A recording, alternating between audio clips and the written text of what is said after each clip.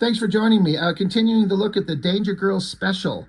I did the video on the one with the front cover with the Mod Bod style, the 60s era stuff. Good times, a lot of fun. But on this one, I have to imagine, I was saying, or I was thinking, that J. Scott Campbell had to have been just thrilled, because he states unequivocally that the artist that inspired him most to want to draw comics, as I understand it, I'm not trying to speak for him, just what I recall from the interviews and stuff that he's done, and said that there's a very specific issue, a comic of, I think it was an X-Men that Arthur Adams drew, and somebody showed it to him, to Campbell, and that's when he's like, this looks great, I want to do this. This is the artist that I revere and want to be that good. And so years later, Campbell's got an amazing career going. He's got great hyper popularity. He's doing a very successful title, and he gets to put together this special, and he gets his idol Arthur Adams to draw a story for him. And that has to be like just the greatest thing for him. I could only imagine. And so let's get into it. Great cover, of course. Arthur Adams is just fantastic.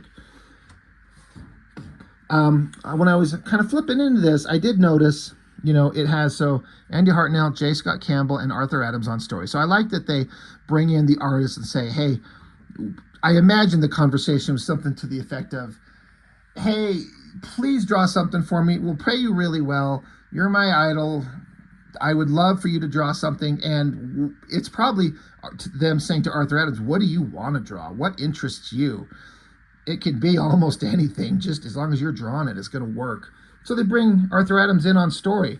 It says Arthur Adams drawings, but then it has this, it's a terminology, I don't know if I'm going to split hairs here and I get kind of picky. I don't know if I care for this. It says digital chameleon as digital inks.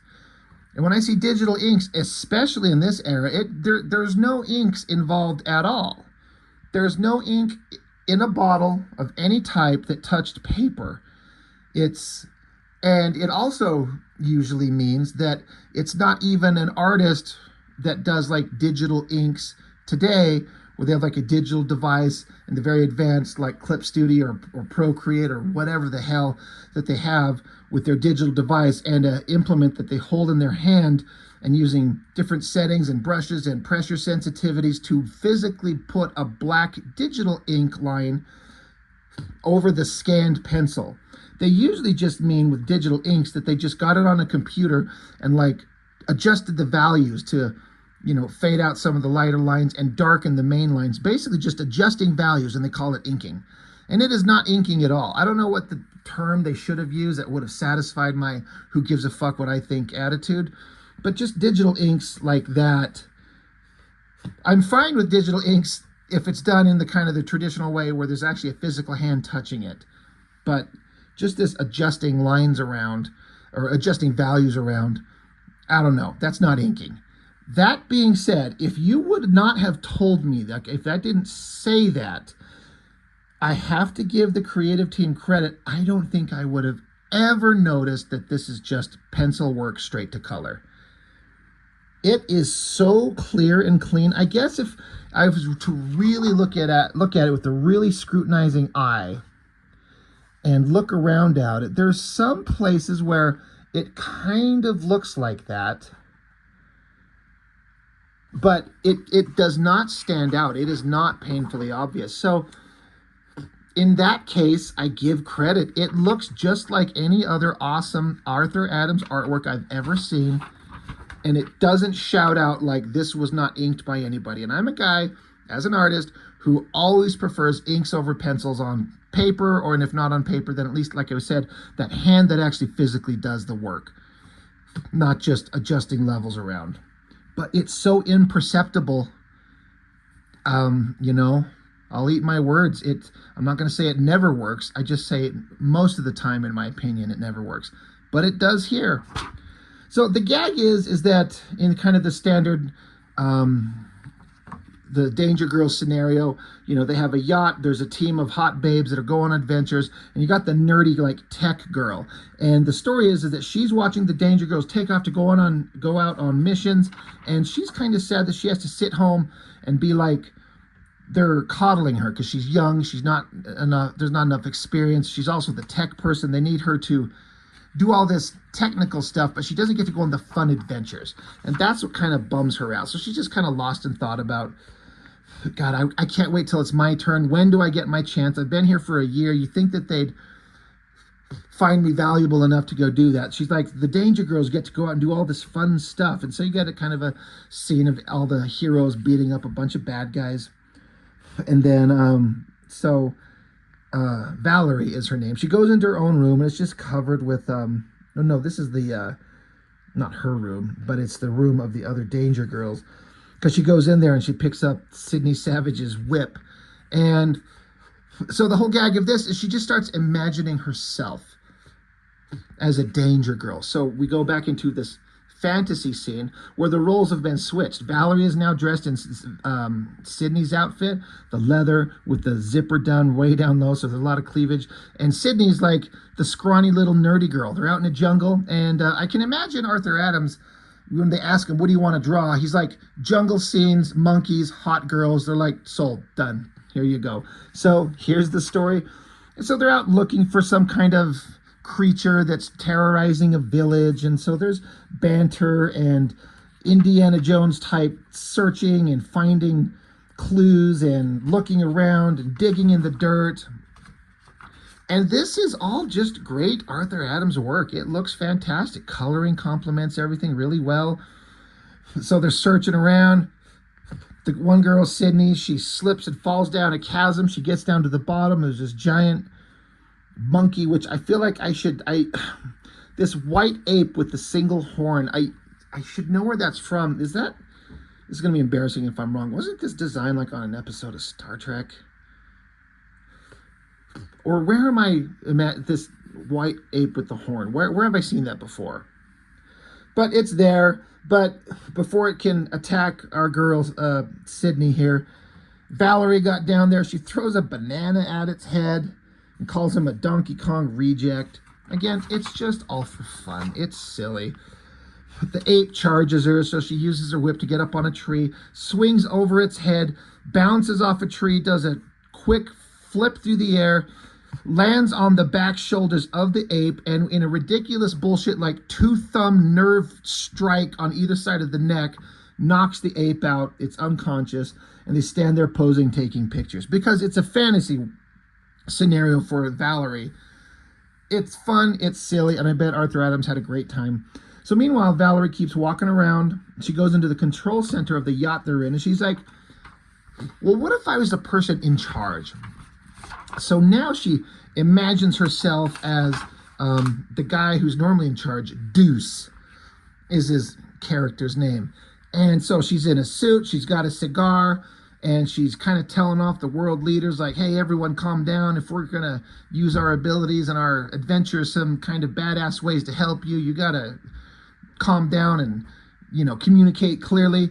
So then she tells her helper, young Deuce, be a sport and fetch me the Danger Boys. I love the kind of ridiculous uplight and close-up shot of her face.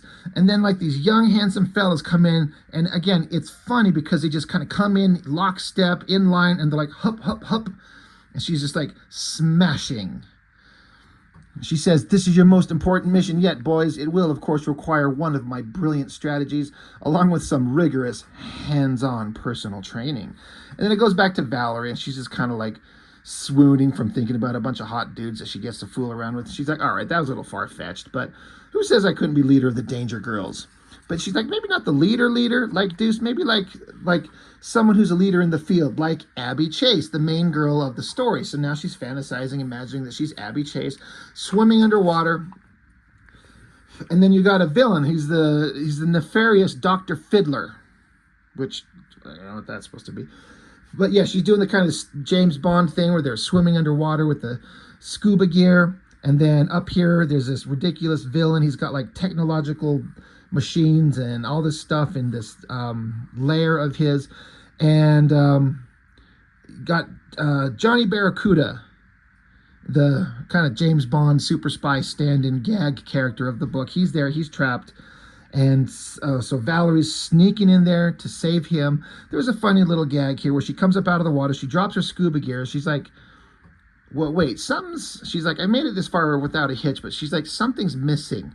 And she's like, she forgot to fantasize that her little budding little A-cup bosoms are not big enough. So boop, boop, they just pop out huger. So now she's a danger girl. She's got appropriately huge tits. Again, I think that's funny. I love it. I'm here for it. It's all in good humor. It's lighthearted, silly. We're on board. So the bad guy's there. Now we get this awesome overhead shot with the villains basically saying this elaborate contraption. You know, what is that line that they say in Austin Powers where Dr. Evil's like, I'm just going to put them an overly elaborate and exotic death involving ridiculous contraptions. So the contraption here is this conveyor belt of chickens. And as they come to this specific point, the chickens lay their eggs and they drop into this vat down here. And as that thing gets heavier, it tilts the scales on this bucket of boiling, scalding vegetable oil above him. So it's like a ticking clock scenario, like a laser that's going to cut up the table and split them from neck to nuts again. But it's chicken eggs tipping the scale to drop vegetable oil. And so Barracuda, he's like, damn you and your eccentricities. I'm like, all right, it's a bad joke, but I'm actually 100% on board with it.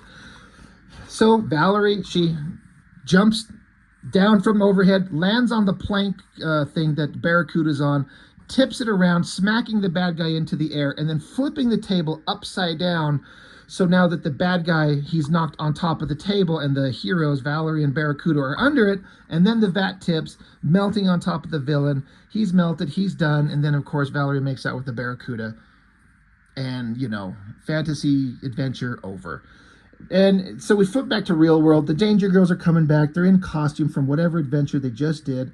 And Abby comes down to the lower parts of the boat, and she finds in her room, there's Valerie, and she's in her bed. She's got goggles on. She's got Sydney's whip, and she's got a sketch pad where she's been doodling out like sketches of the adventures that she wishes she was on.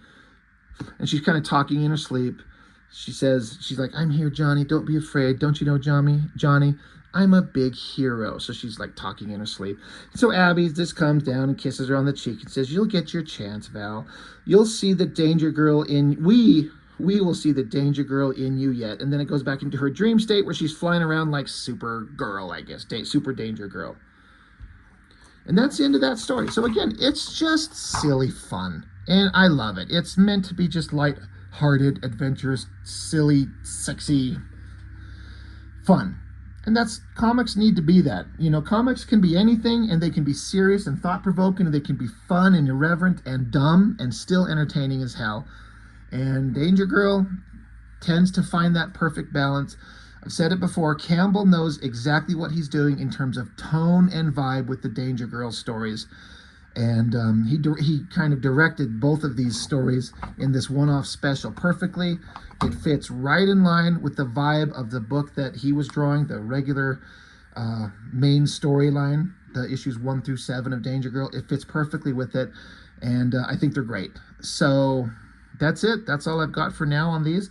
I appreciate you joining me with this, and I'll see you on the next one.